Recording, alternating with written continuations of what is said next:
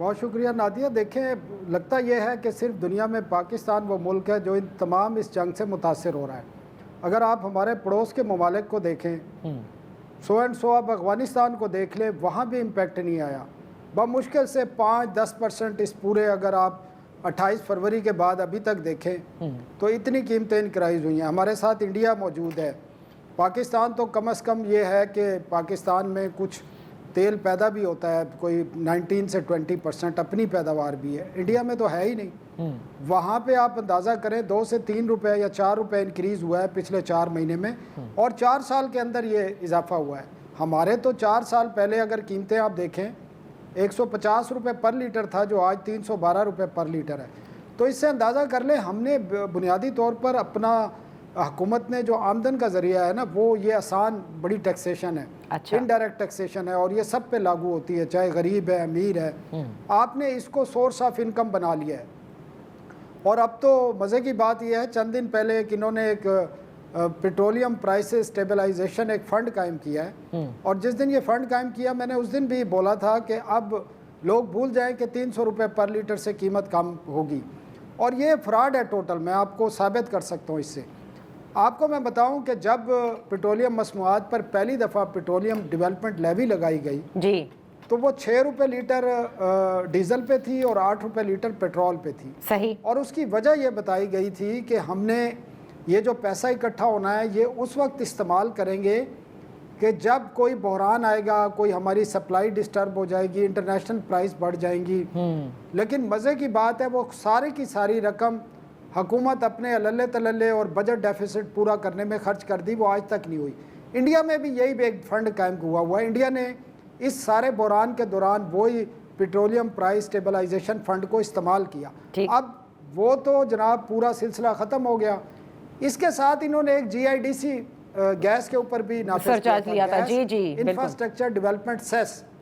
اور اس کا مقصد یہ بتایا گیا تھا کہ جناب یہ جو ہے رقم جو جمع ہوگی، اس رقم سے ہم ڈومیسٹکلی یا انٹرنیشنل جو ہماری گیس پائپ لائن کے پروجیکٹ ہیں وہ مکمل کریں گے. مزے کی بات اس میں 1100 ارب روپے جمع ہوئے. 750 ارب روپے آج بھی کورٹ میں پھنسے ہوئے ہیں. 350-400 ارب روپے حکومت نے اپنے بجٹ ڈیفیسٹ میں کھا گئے. کوئی کام نہیں ہوا. تو یہ ٹوٹل اس پاکستانی قوم کے ساتھ فراڈ کیا جاتا ہے. دوسری طرف آپ آئل کمپنیاں دیکھیں، یہ میرے پاس ڈیٹا پڑا ہے. آپ حیران ہو جائیں گی، آئل کمپنیوں کا اس سال کا جو پروفٹ ہے وہ بعض کمپنیوں کا پروفٹ اتنا بڑھ چکا ہے کہ میں آپ کو بتاؤں کہ یہ PSO کا 150% پروفٹ اضافہ ہوا ہے. 15 ارب سے بڑھ کے 38 ارب روپے پروفٹ ہو گیا ہے. اچھا. آپ اگر پاکستان ریفائنری PRL کا دیکھیں تو 2.5 ارب سے بڑھ کے 10 ارب روپے پروفٹ ہو گیا ہے. اچھا. اٹک پیٹرولیم کا دیکھیں تو 7.5 یعنی آئل مارکیٹنگ کمپنیز جو ہیں اسی طرح وہ منافع کما رہی ہیں، لیکن عوام کی مطلب یہ ہے کہ نادیہ کہ آپ دیکھیں، آپ پاکستانی قوم کے ساتھ جھوٹ کیوں بولتے ہیں؟ آپ صاف صاف بتائیں کہ ہم نے اتنا جو اپنے ایکسپینڈیچر ہیں اتنے بڑھا لیے ہیں کہ اس کو پورا کرنے کے لیے کوئی پرواہ نہیں ہے. ایک جو جمہوری حکومتیں ہوتی ہیں نا، ان کو یہ پرواہ ہوتی ہے کہ لوگوں کے اوپر ہم پریشر ڈال رہے ہیں کہ آیا کہ یہ برداشت کر سکتے ہیں یا نہیں کر سکتے. آپ پچھلے 3-4 مہینے کی اگر ٹوٹل ان کی سمری دیکھیں، آپ نے گیس کے اور بجلی کے صارفین پر فکس چارجز لگا دیے، تمام پہ کرائستی بورڈ. آپ نے جناب اس بجٹ میں ٹوکن ٹیکس تو گاڑیوں کا ہوتا ہے ڈبل کر دیے، آپ نے ٹول ٹیکس بڑھا دیے. آپ نے کوئی جگہ نہیں چھوڑی جہاں پر پاکستان کا جو غریب طبقہ ہے، صورتحال یہ ہو چکی ہے. آپ ڈیلی دیکھ لیں، اس ملک میں ڈیلی کسی نہ کسی شہر میں کوئی نوجوان میاں بیوی بچے خودکشیاں کر رہے ہیں صرف بجلی کے بلوں کی وجہ سے. لیکن دیکھیں اب تو ثناء اللہ خان صاحب ابھی تو توجہ جو پیش کرتے ہیں، جو آپ نے کہا نا کہ جب پہلی مرتبہ PDL کا نفاذ ہوا تھا تو اس وقت 6 روپے کے قریب تھا فی لیٹر. اب تو IMF نے ان کو 80 روپے ڈیزل پر اور 80 روپے پیٹرول کی کیپنگ دی ہوئی ہے، یعنی کیومولیٹو 160 روپے دی ہوئی ہے. وہ لے سکتے ہیں. تو اب تو کچھ کیا ہی نہیں جا سکتا نا. وہ کہہ دیتے ہیں IMF سے ہمارا طے ہے. یہ نہیں، یہ صرف دیکھیں، وہ تو 28 فروری کو بھی 80 روپے تھا ڈیزل پہ پھر پیٹرول پہ. لیکن آپ مجھے بتائیں، پاکستان آپ کو پتہ ہے امپورٹ کہاں سے کرتا ہے؟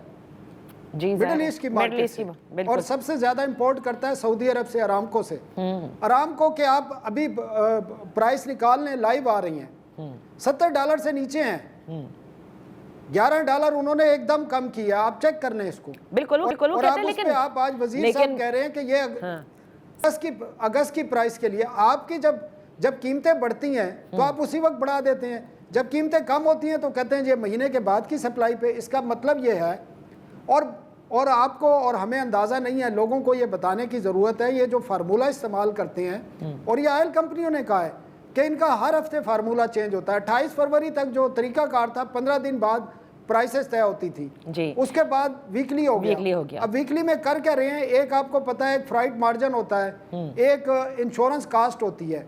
अब इनकी मर्जी है, उसको आप $4 बैरल कर लें, आप $25 बैरल पे उसको कैलकुलेट कर लें, और कीमत आप 15 दिन की कर लें। कभी ये 15 दिन की कर रहे हैं वीकली की बुनियाद पर, और कभी वीकली की देख रहे हैं। मतलब वहाँ पे इनको बेनिफिट नजर आता है ना, अच्छा, उस हिसाब से प्राइसेस तय की जाती है। और ये जो ऑयल कंपनी है, इनको भी पूरा प्रोटेक्ट किया जा रहा है, और इनको पूरा जो है मार्जिन दिया जा रहा है कि इनको किसी किस्म का कोई प्रेशर ना हो, कोई नुकसान ना हो। जो इनके स्टॉक्स पड़े होते हैं पुराने, अब अगर इनके स्टॉक्स पिछले 15-10 हफ्ते के पड़े हुए थे तो ठीक, तो उनको तो ₹13-14 पर लीटर प्रॉफिट हो गया ना। हाँ, लेकिन वो कहते हैं, जब हमने OMCs ये कहती हैं कि जब हमने महंगा उठाया था और आपने पेट्रोल की प्राइस और डीजल की कम की तो उन्हें नुकसान हुआ।